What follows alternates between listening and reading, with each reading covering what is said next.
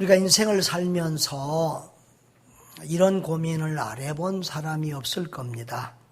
이 세상 천지만물은 어떻게 생겨났을까? 나는 왜 이 세상에 태어났을까? 왜 살아야 되나?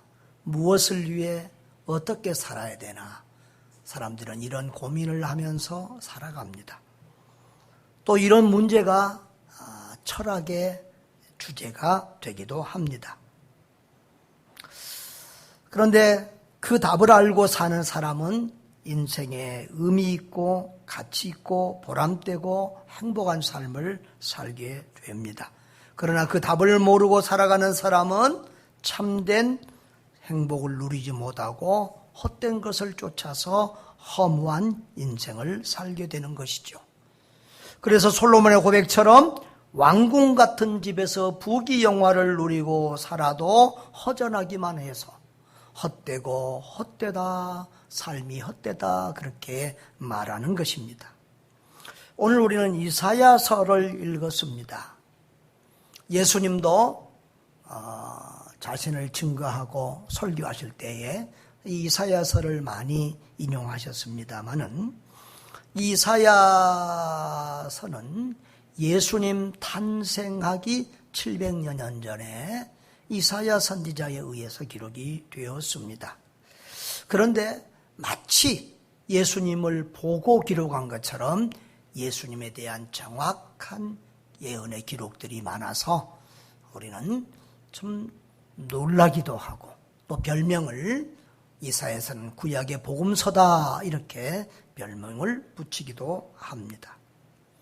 이 이사야서는 우상을 숭배하며 불순종하는 유다 백성에 대한 책망으로 시작을 합니다. 그래서 전반부 1장에서 40장까지는 그 우상 숭배하는 유다를 이스라엘을 하나님께서 멸망시키겠다고 말씀하시는 부분입니다.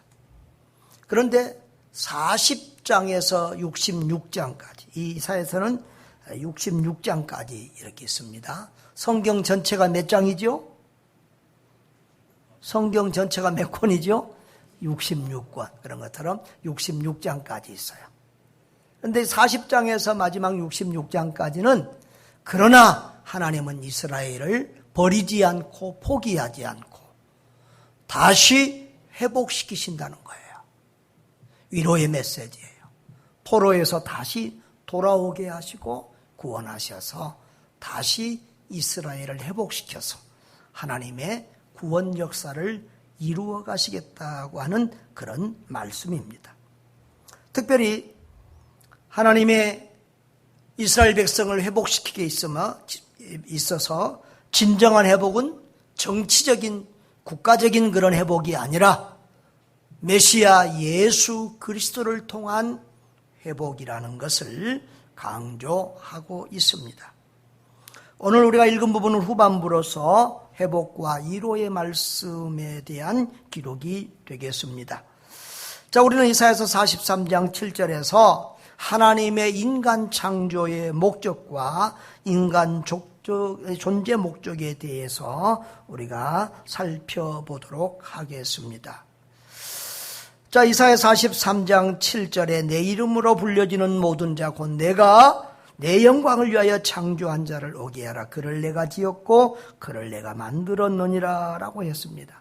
여기 하나님이 인간을 창조한 목적이 뭐라고요? 하나님의 영광을 위하여라고 말씀하고 있습니다. 이것이 하나님 편에서 볼 때는 창조의 목적인데 피조물인 우리 인간 편에서 볼 때는 우리의 존재 목적이 되는 것입니다. 곧 창조주 하나님의 창조 목적은 우리가 이 세상에 존재하는 의미요 존재의 목적이 된다는 사실입니다. 우리는 이사야서 43장 1절로 7절 말씀을 참 좋아해요. 특별히 1절에 보면 너는 두려워 말라. 내가 너를 구속하였고 내가 너를 지명하여 불렀나니 너는 내 것이다. 이 말씀이 있는데 이 말씀 다들 좋아하시는 것 같아요. 한번 더 합시다. 나는 하나님의 것입니다. 나는 하나님의 것이에요. 그리고 4절에도 보면 내가 내 눈에 보배롭고 존귀하며 내가 너를 사랑하였은즉 그래서요. 남들이 볼 때는 우리가 하찮게 보일지 모르지만 하나님의 눈에 볼 때는 우리는 보배로운 존재고 존귀한 존재고 하나님의 사랑의 대상이라는 것입니다. 할렐루야. 자, 옆에 분들에게 당신은 보배롭고 존귀하고 사랑스러운 사람입니다. 예. 하나님이 그렇게 그분을 보고 계세요. 그러니까 우리도 옆에 분을 하나님의 그런 눈으로 마음으로 볼 수 있기를 바랍니다. 자, 그런데 저는 그 중에서 자꾸 7절 말씀이 내 마음을 끌고 묵상하게 됩니다. 7절에 보면은 내 이름으로 불려지는 모든 자 이렇게 말씀을 했는데요. 내 이름으로 불려주는 모든 사람이 누구일까요? 바로 선민 이스라엘을 말씀하는 것이죠. 더 정확히 말하면 지금 북왕국 이스라엘은 망했으니까 남쪽 유다 왕국이 되는 것입니다. 그런데 왜 내 이름으로 불려지는 자라고 했을까요? 하나님과 이 이스라엘 백성 간에는 특별한 언약이 있기 때문에 그래요. 출애굽기 19장에 보면 하나님이 나는 너희의 하나님이 되고 너희는 내 백성이 되리라 그랬어요. 오늘 1절에도 보면 뭐라고 그랬어요? 하나님이 너는 내 것이다. 하나님과 우리와의 관계가 특별한 관계. 우리는 하나님의 것이에요. 또 6절에도 보면은 내 아들들을 그랬고 내 딸들을 그랬어요. 우리는 하나님의 아들이요 하나님의 딸들인 줄 믿습니다. 이렇게 우리는 하나님과 특별한 관계 속에 있기 때문에 하나님의 이름으로 불려지는 자들이라 이렇게 일컫고 있는 것입니다. 우리는 그리스도인은 하나님의 것이요 하나님의 백성이요 하나님의 아들, 딸입니다. 그런데 하나님이 우리 그들을 지으시고 창조했다고 말씀하십니다. 그래서 우리는 하나님이 창조했기 때문에 하나님의 그 창조 목적대로 살아야 될 줄 믿습니다. 산과 바다, 이 자연 속에서 이렇게 자연 만물을 보고 있으면 오히려 인간된 우리 자신이 부끄럽다 이렇게 생각될 때가 있어요. 저 큰 바위와 언덕과 저 바다는 하나님이 창조했을 그때부터 자기 자리를 지키고 그 모습을 그대로 지키고 있어요. 그래서 하나님이 나를 창조하셨다고 이렇게 자신을 드러내는데 가장 존귀하게 하나님의 형상대로 지음받은 우리 인간은 하나님을 배신하고 불평하고 원망하고 하나님이 우리를 창조하신 그 목적, 하나님의 영광을 드러내는 삶을 살지 못할 때가 많다고 하는 것입니다. 여러분, 하나님은 우리를 하나님의 영광을 위하여 창조했습니다. 그렇다고 하면 하나님의 영광은 우리의 존재 의미와 삶의 목적이 되어야 할 줄 믿습니다. 고린도전서의 10장 31절 말씀처럼 먹든지 마시든지 무엇을 하든지 다 하나님의 영광을 해야 되는데 여러분 공부를 하든지 운동을 하든지 결혼을 하든지 돈을 벌든지 사업을 하든지 무엇을 하든지 다 하나님의 영광을 위하여 해야 될 줄 믿습니다. 자, 그런데 이 하나님의 영광이 뭔가 이 하나님의 영광에 대한 이해와 해석을 우리가 바로 해야 될 필요가 있습니다. 자, 이사야서 43장 7절에는 내 영광을 위하여라는 말이 상당히 강조가 되었는데요. 우리가 이 말씀을 읽으면은 물론 신앙이 출중하면은 나 같은 죄인을 나 같은 것을 하나님께 영광 돌리는 그런 존재로 창조해 주셨다네. 그리고 감동이 될 수 있는데 반대로 우리가 믿음이 연약하거나 우리가 좀 삐딱하면 뭐를 왜 하나님의 영광을 위한 도구로 창조했어? 뭐 내가 장난감이냐 놀이개냐? 왜 하나님의 영광을 위한 그런 도구로 사용했어? 좀 하나님이 이기적인 것처럼 그렇게 느껴질 때도 있습니다. 43장 21절 말씀은 읽으면은 더 그것이 드러나 있는데요. 이 백성은 내가 나를 위하여 지었나니 나를 찬송하게 하려 함이라. 그래서요. 우리를 하나님을 찬송하게 하려고 우리를 창조했다는 거예요. 여기가 볼 때 우리가 생각했는 우리의 행복을 위하여, 우리의 축복을 위하여, 잘 먹고 잘 살게 하기 위해서 우리를 창조했다 그러면 기분이 더 좋겠는데, 우리를 하나님의 영광을 위하여 하나님 찬송하게 하려 우리를 창조했다는 거예요. 그래서 좀 그런 부정적인 마음을 가질 수도 있어요. 자, 그래서 오늘 우리가 이 하나님의 영광을 위하여 창조됐다는 말을 조금 해석해야 될 필요가 있어요. 자, 첫째로 하나님을 영화롭게 한다는 의미는 하나님을 즐겁게 한다는 그런 의미예요. 우리가 일반적으로 하나님을 영화롭게 한다 그러면 하나님을 즐겁게, 하나님을 기쁘시게 한다는 그런 뜻이구나 우리가 생각을 하지요.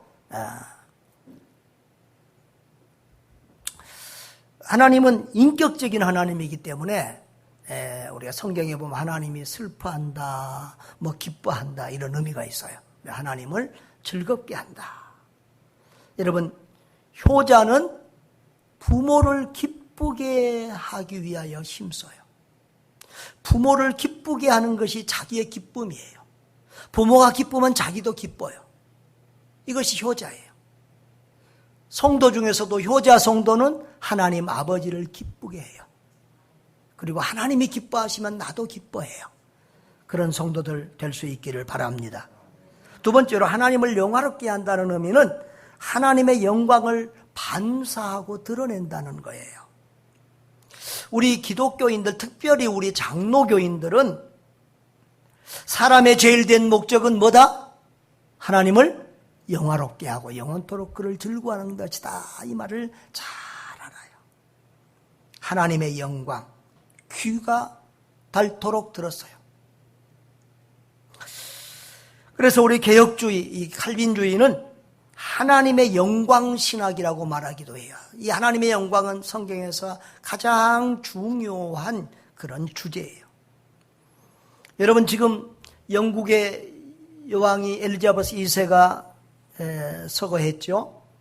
70년 동안 여왕을 하다가 서거했는데 어디에서 장례식을 합니까? 웨스트민스터 사원 말 많이 안 나왔어요? 영국에 가면 제일 유명한 그런 교회당이 웨스트민스터 사원입니다. 그리고 서양의 교회들은 교회 마당이나 또 교회 지하실에 그 유명한 그 성도들의 어떤 시체를 장례하기도 합니다. 자, 그런데요, 그 웨스트민스터 사원에서 몇백 년 전에 큰 중요한 일이 있었어요. 수백 명의 목사와 신학 교수들이 모여서 성경의 진리의 핵심을 뽑아서 정리를 했어요. 그것도 몇 년에 걸쳐서 서로 대화하고 토론하고 묻고 질문하고 연구해서 그걸 만들었는데, 그것이 뭐냐 그러면 웨스트민스터 신앙 고백이에요. 1648년에 형성이 됐어요. 그러니까 400년 가까이 됐죠. 그런데 그것이 좀 어려우니까 그것을 쉽게 공부할 수 있도록 또 두 권의 책을 만들었어요.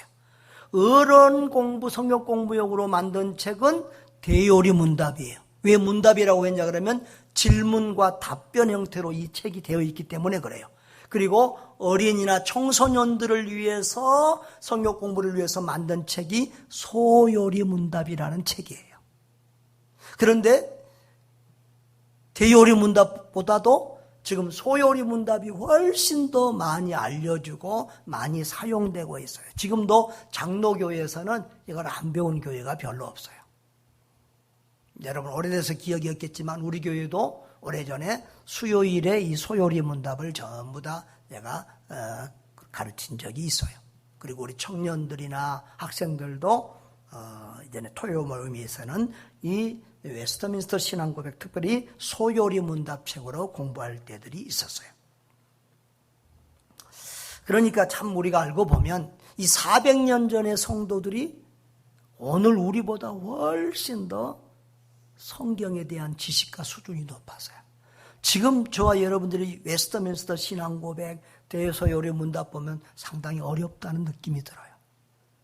근데 이 소요리 문답도 이렇게 쉽지 않다는 걸 느끼는데 그걸 옛날에는 어린아이들에게 가르친 거니까 그 당시에 참 성경 지식과 신앙의 경건성이 우리보다 훨씬 뛰어났음을 알 수 있어요. 자, 그런데 그 소요리 문답의 첫째 질문과 답변은 우리가 하도 들어서 다 알고 있어요.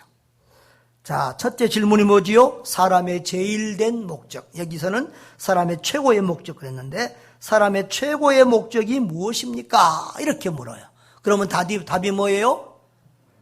사람의 최고의 목적은 하나님을 영화롭게 하고 그를 영원토록 즐거워하는 것입니다.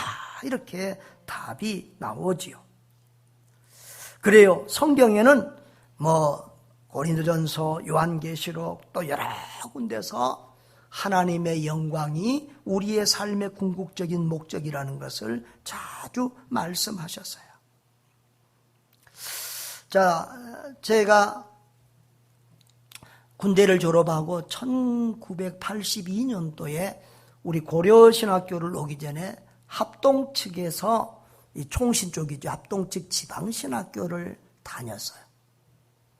그러면서 그 조그만 교회에서 주일학교하고 중고등부 담당 이제 전도사가 됐는데 처음 사역이에요.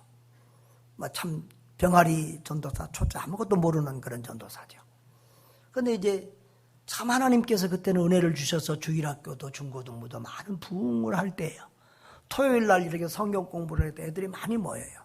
토요일 날 이제 저녁에 이렇게 중고등부 애들 성경 공부를 가르치는데 이제 중고등부 선생님들도 알려 있어요. 그런데 내가 이제 하나님의 영광, 하나님을 영화롭게 하는 이 말을 가르치면서 이렇게 가르쳤어요.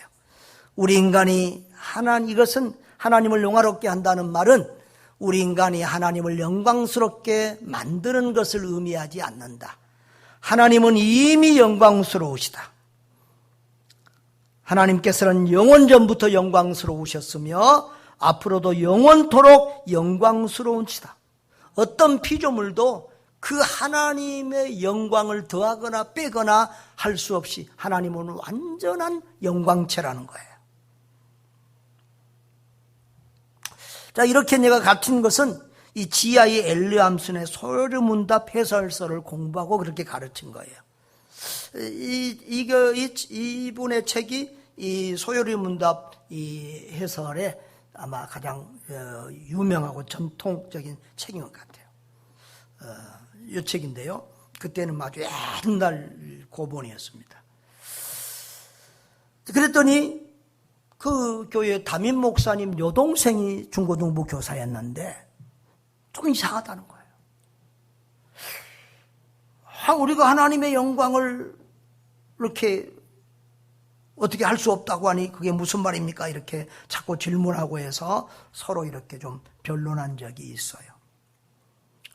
아무튼 여러분, 이 말씀이 이해가 되죠, 여러분? 하나님은 이미 완벽하세요.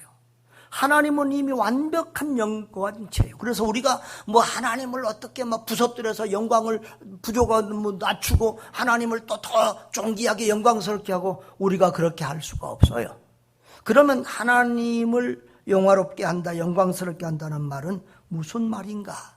우리가 시편 19편 1절에 이런 말씀이 있는데요. 하늘이 하나님의 영광을 선포하고 궁창이 그 손으로 하신 일을 나타내는도다 그랬어요.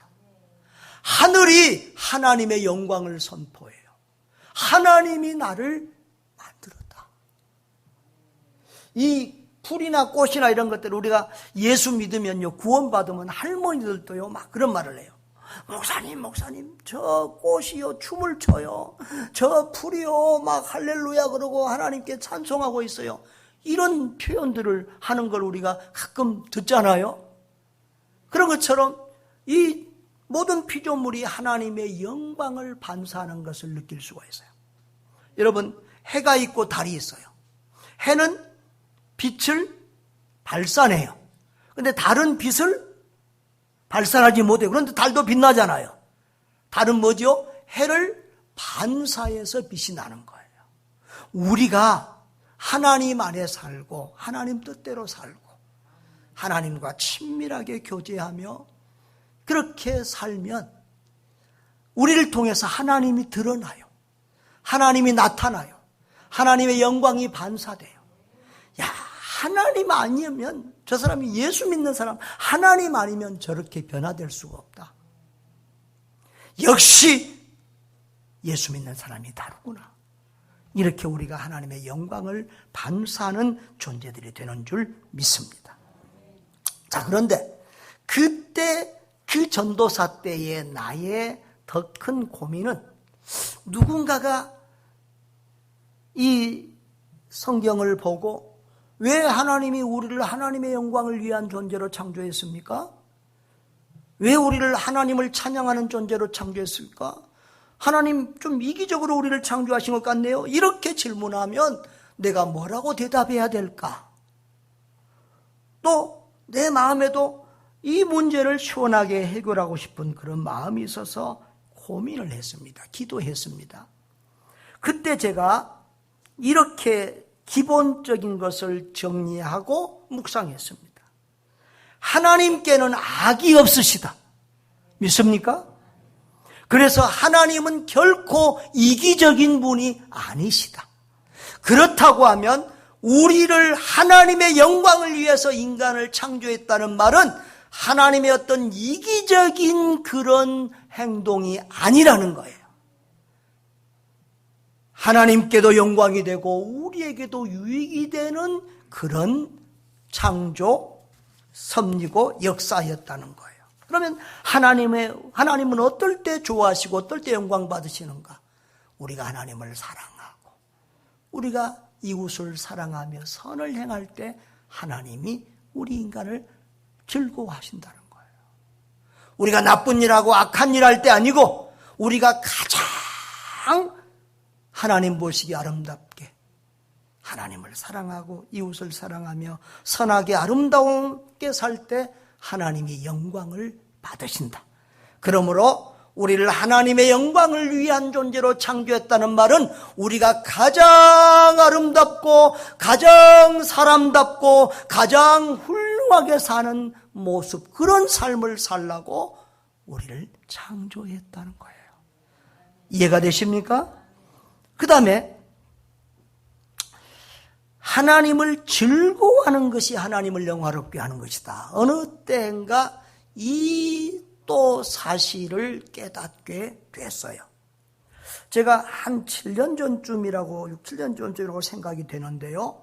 이 존 파이버라는 사람이 쓴 하나님의 영광을 위한 하나님의 열심이라는 책을 우연히 사서 보게 됐어요.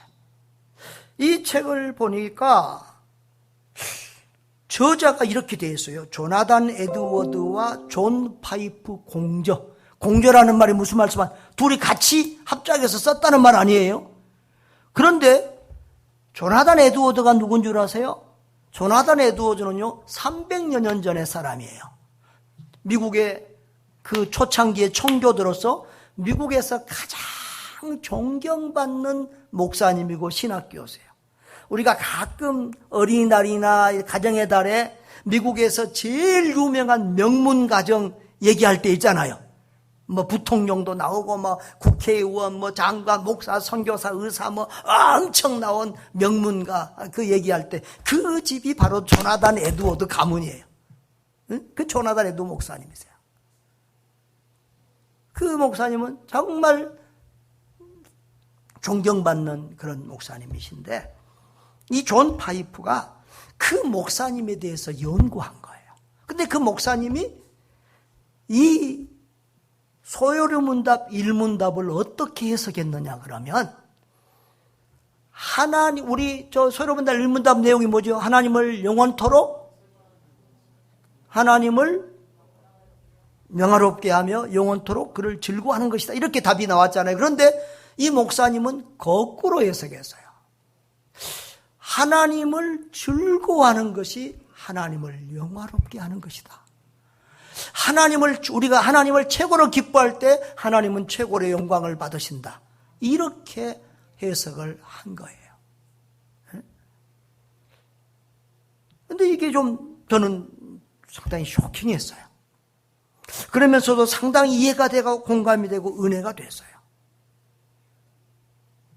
우리가 다른 무엇보다도 하나님 그분 자체를 즐거워하고 기뻐하고 고마워하고 사랑하고 사는 것, 이것이 하나님을 가장 기쁘게 하는 일이다. 자, 예를 들어 보면 이렇죠. 우리가 아버지가 집에 들어와요. 그런데 영수라는 애는 아빠가 치킨 사오면 와 아빠 치킨 사왔네. 그 다음 날 피자 사오면 와 아빠 피자 사왔네. 우리 아빠 최고. 그러는 거예요. 그런데 철수라는 애가 있어요. 철수는 자기 아빠가 뭘 사오든지 안 사오든지 아빠만 오면 아빠 그러고 뛰어가서 안기고 막 좋아하고 뽀뽀하고 아빠가 최고야. 우리 아빠가 최고야. 그렇게 좋아해요. 자, 영수가 더 좋아요? 철수가 더 좋아요? 어떤 자녀가 더 버른 자녀예요? 쥐의 아이죠. 아빠가 주는 그 무엇이 아니라 아빠 그 자체를 즐거워하고 좋아하는 아이. 우리도 마찬가지예요. 하나님이 복을 주시면 할렐루야 감사합니다. 우리 하나님 최고. 따봉. 땡큐. 러시아 말로 스파시버. 그런데 뭐 좀 좋은 일이 없으면 또 불평하고 원망하고 이런 사람이 아니라 어떤 상황과 어떤 환경에서도 하나님 그분이 나의 하나님이고 내가 하나님의 자녀라는 그 사실 때문에 하나님을 사랑하고 하나님을 즐거워하고 하나님으로 기뻐하고 하나님으로 만족하는 사람, 그 사람이 하나님께 영광 돌리는 참된 하나님의 백성이라는 거예요. 부자일 때만 하나님께 영광 감사가 아니라 가난해도 감사, 망해도 감사, 아파도 감사, 어떤 모든 것을 잃어버린 상황에서도 하나님을 즐거워하고 그 하나님을 믿고 하나님으로 기뻐하고 행복할 수 있는 그 사람이 진짜 성도고 그 사람이 하나님을 즐겁게 한다는 거예요. 하나님을 영화롭게 하는 사람이라는 거예요. 할렐루야. 저와 여러분이 그런 사람들 될 수 있기를 바라요. 그런데 그 존 파이퍼의 그 웨스터민스터 소요로 문답 해석을 보고 이 조나단의 해석을 보고 이 존 파이퍼라는 이 신학 교수님, 현재 존 파이퍼는 현재 지금 살아있는 신학 교수고 목사님이세요. 이분이 큰 은혜와 도전을 받은 것 같아요. 그래서 이분은 아예 그 신학 자체를 하나님의 기쁨 신학, 아주 기독교 희락주의자라는 별명이 붙을 정도로 이 행복, 기쁨에 대한 전문적인 그런 신학 연구가가 됐어요. 그래서 그분이 쓴 책의 제일 유명한 책이 하나님을 기뻐하라, 이런 책이에요. 그분은 주로 이렇게 기쁨에 대한, 즐거움, 행복에 대한 책을 많이 썼어요. 사랑하는 여러분, 우리가 하나님을 즐거워함으로 하나님께 영광 돌릴 수 있는 그런 하나님의 백성들 될 수 있기를 주의 이름으로 축복합니다. 그래서 그 다음부터는 제 마음에도 늘 내가 가진 무엇이 아니라, 내가 누리는 무엇이 아니라, 내가 이룬 무엇이 아니라 하나님 그분 한 분만으로 즐거워하고 만족하고 행복하기 위해서 힘쓰고 있어요. 우리 모두 그렇게 되기를 주의 이름으로 축복합니다. 그 다음에 하나 더 나누고 싶은 게 있는데요. 하나님께 감사와 찬송을 올리는 것이 하나님을 영화롭게 한다는 것이에요. 이사야서 43장 7절에 보면은 내가 내 영광을 위하여 창조한 자라고 했어요. 그런데 이사야서 같은 장에 이사야 43장 21절에 보면은 이 백성은 내가 나를 위하여 지었나니 뭘 하게 하려고? 나를 찬송하게 하려 함이라 그랬어요. 위에 하나님의 영광을 위하여 창조했다는 말이 21절에서는 하나님을 찬송하게 하려고 창조했다고 이렇게 되어 있어요. 그러면 하나님을 찬송하는 것과 하나님을 영화롭게 한다는 말이 비슷한 말이라는 것을 우리가 이해할 수 있지요. 오늘 여러분 설교 어렵습니까? 어려운 것 같은데 쉽게 해보려고 지금 노력하고 있어요. 내가 늘 하는 말 있죠. 교수님은 쉬운 것도 어렵게 말한다. 목사는 어려운 것도 쉽게 말하는 게 목사다. 그래서 나는 늘 목사 편에 서려고 생각을 해요. 저도 뭐 교수 많이 하지만 목사 편에서 자꾸 쉽게 하려고 합니다.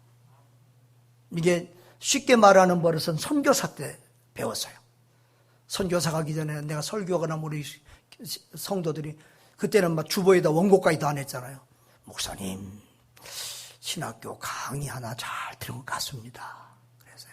근데 선교지에서 있다 보니까 한국에서 돌아가셨는데 우리 교단 총회장 지내신 분인데 그분은 참 신기하더라고요. 주일날 우리 교회에서 다시겐도 경영교회에서 예배 드리는데 오셨으면 손님이 좀 설교를 해주시면 좋은데 절대 안 해요. 선교지에서는 선교사 설교가 최고지. 자기는 안 한다는 거예요. 그래가지고 뒤에 앉아서 그 어른이 앉아갖고 있는데 아이고 내가 아주 설교하느라고 애를 썼어요. 그건 축도하시고. 근데 그분도 하는 말이 참 설교를 쉽게 하네 그러시더라고요. 그래서 하여튼 제가 수준 있는 얘기지만 쉽게 해보려고 노력을 합니다. 할렐루야. 자, 여러분 잘 들으시기 바라요. 자, 하나님의 영광을 위한다는 말이 하나님을 찬송하게 한다는 말과 같은 의미로 여기 기록이 되고 있다는 거예요. 그러면 하나님을 찬송한다는 의미가 뭐냐는 거예요. 여러분, 인간은 우리가 감사도 하고 누군가를 칭찬하고 칭송하고 자랑하고 이러잖아요. 그런 단어를 하나님께 쓸 때는 찬송이라고 우리가 보통 사용하는 거예요.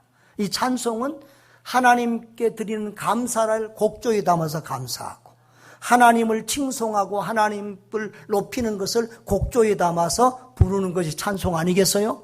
아멘. 그러니까 찬송은 하나님께 감사, 하나님의 영광을 이렇게 높이고 드러내는 그런 것이지요. 그래서 우리는 이 감사와 찬송이 우리 하나님을 기쁘시게 하고 영화롭게 한다. 그것을 꼭 기억하셔야 돼요. 그래서 우리가 자녀도 기르면 마찬가지잖아요. 응?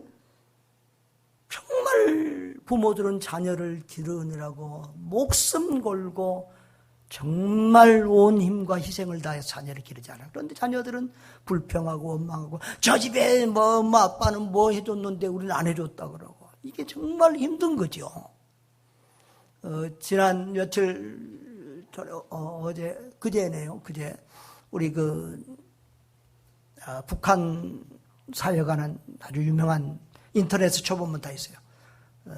둘이 하나 선교회 천기원 목사님 만났는데 이 북한 사역이 얼마나 힘든지 얘기를 하는데 이 공산주의 사람들은 국가에서 모든 걸 다 해결해 주기 때문에 당연하게 생각하고 감사가 없더라는 거예요.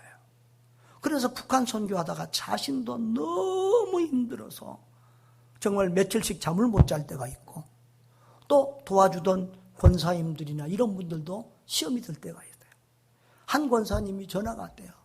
탈북자 한 분 내가 방도 얻어주고 살림도 해주고 이렇게 음식도 챙겨드릴게요. 도와드릴게요. 그래서 소개했는데 그래서 그 권사님이 방도 하나 얻어주고 이렇게 또 이렇게 좋은 중고 냉장고나 이렇게 가구도 좀 사서 넣어주고 또 이렇게 음식도 만들어다 가끔 이렇게 냉장고에 넣어주고 이렇게 했는데 어느 날 가니까 술 먹고 막 엉망이더라는 거예요.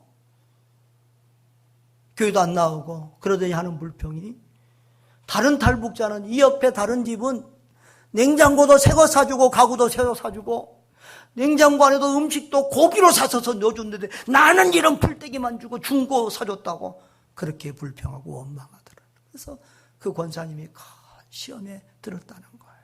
여러분 이렇게 마땅히 감사해야 될 사람들이 감사하지 않을 때 그게 아픔이 되고 시험이 되는 거예요.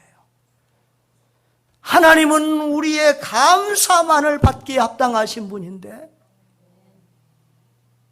우리가 만입이 다 있어도 하나님께 그 감사를 다 할 수 없는데 우리가 감사하지 않고 찬송하지 않을 때 우리 하나님이 슬퍼하시는 줄 믿습니다. 감사와 찬양으로 하나님께 영광 돌리는 저와 여러분 되시기를 바랍니다. 마지막으로 하나만 더 살펴보고 말씀을 맺겠습니다. 여러분,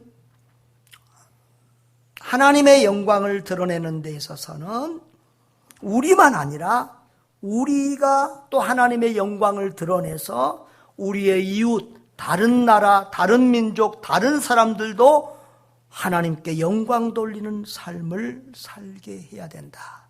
이것이 우리 그리스도의 존재 의미요 사명인 줄 믿습니다.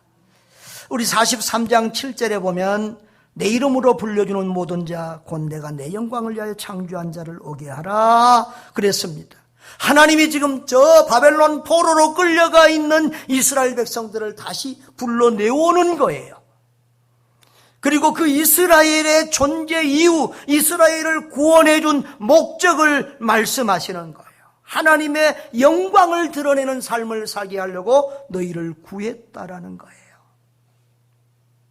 이스라엘만 하나님이 구원하시기 원하시는 것이 아니라 이스라엘을 통해서 또 다른 민족, 또 다른 사람들을 구원하기 위해서 지금 이스라엘을 훈련시키고 이스라엘을 세우시고 이스라엘을 지금 구속사의 도구로 사용하시는 거예요. 할렐루야. 하나님이 저와 여러분을 구원하신 것은 물론 저와 여러분이 예수 믿고 구원받고 복받고 이런 목적도 있지만 또 우리를 통해서 또 다른 사람들이 예수를 알고 예수를 믿고 하나님께 영광 돌리는 삶을 살게 하기 위해서 우리를 구원하셨다는 거예요. 예를 들면 우리가 예수 믿어 구원받고 천국 가는 것이 하나님의 목적이라고 그러면 우리 예수 믿자마자 우리 죽게 해서 천국 데리고 가야 맞아요. 그렇지 않겠어요? 천국이 목적이라 그러면. 그런데 하나님이 우리를 살려주시는 것은 무슨 의미예요? 우리가 이 땅에서 구원받은 하나님의 백성으로서 해야 될 일이 있다는 거예요. 아멘. 그 일을 우리가 알고 그 일을 감당해야 된다. 그 일이 바로 우리의 사명이요 존재 목적이라는 거예요. 여러분도 그런 고민을 했겠지만 저는 어린 아이 때부터 하나님 나를 왜 이 땅에 보냈습니까? 라고 수없이 묻고 기도하고 고민했어요.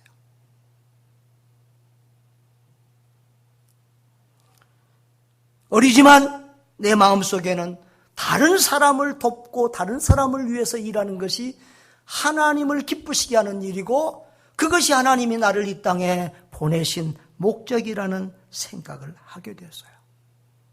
그것을 여러 가지로 고민하다가 나중에 예수님을 만나면서 예수야말로 내가 이 세상의 모든 사람들, 불쌍한 사람, 가난한 사람, 어려운 사람, 병든 사람들에게 나누어 줄 수 있는 최고의 선물이라는 것을 알게 됐어요. 누구든지 가난하든지 병들었든지 배웠든지 못 배웠든지 늙었든지 젊었든지 어느 나라 어느 민족 사람이든지 예수 그리스도를 믿기만 하면 그 사람은 구원받은 행복한 사람이 된다. 정말 이 세상에서 복되고 행복하게 살 수 있다는 사실을 알게 되었어요. 그래서 우리가 이 예수를 전하고 예수를 나누고 예수를 드러내고 예수를 증거해서 다른 사람들도 다른 민족도 예수 믿고 구원받고 우리처럼 행복하게 살게 하는 삶. 이것이 우리를 향한 하나님의 뜻이고 우리를 구원해 주신 목적이고 이것이 하나님께 영광 돌리는 삶이 되는 줄 믿습니다. 여러분, 사람은 3번 태어나야만 온전한 인간이 되어져요. 첫 번째로는 육으로 태어난 거예요. 이건 누구나 다 태어나죠.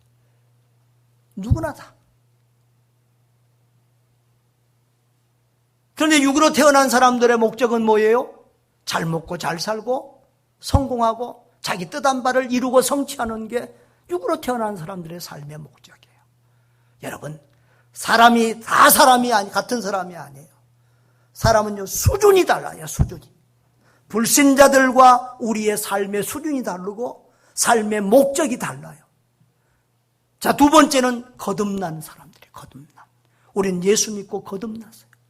지금 죽어도 나는 천국 갈 수 있다는 사람은 거듭난 사람이에요. 그런데 거기서 끝이 아니에요. 그래서 우리가 거듭나서 이 땅에서 천국을 누리며 행복하게 사는 것, 여기서 우리가 끝이 아니에요. 한 번 더 태어나야 돼요. 사명으로 태어나야 돼요. 하나님이 나를 왜 이 땅에 보내셨는가? 하나님이 나를 왜 예수 믿어 구원받게 하셨는가? 그 하나님의 뜻을 깨닫고 그 하나님이 내게 주신 사명을 따라 사는 삶. 이것이 우리 하나님이 우리에게 요구하시는 가장 아름다운 삶, 멋진 삶, 최고의 삶, 그리고 가장 행복한 축복의 삶인 줄 믿습니다. 예수님은 그렇게 사셨어요. 자기의 행복보다는 다른 사람을 구원하고 다른 사람을 행복하게 하는 것을 자기 행복보다 더 좋아하고 기뻐하셨어요. 여러분, 내가 나를 행복하게 하는 것보다도 다른 사람을 행복하게 하는 것이 훨씬 내가 행복하다는 것을 체험해 보셨나요? 해보세요. 그것이 예수님이 누리는 행복이고 우리 그리스도인들이 누려야 될 행복인 줄 믿습니다. 사랑하는 여러분, 하나님을 영화롭게, 우리 하나님을 즐겁게 하는 성도들 될 수 있기를 바랍니다. 하나님으로 기뻐하고 즐거워하세요. 세상 것이 아니라, 눈에 보이는 그 무엇이 아니라 나를 사랑하시고 나를 위하여 독생자 외아들의 생명까지 주신 그 하나님 때문에 즐거워하고 만족하고 행복해하며 살아갈 수 있기를 바랍니다. 그리고 이 즐거움과 이 행복을, 이 구원의 축복을 다른 사람도 누릴 수 있도록 하나님이 나를 구원해 주신 목적, 나를 이 땅에 존재하게 하는 그 목적을 알고 그것을 이루어 갈 수 있기를 바라요.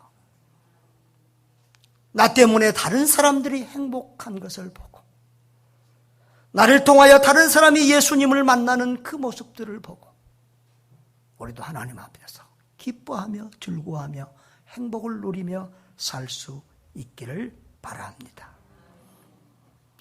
작은 예수가 되어서 우리 모두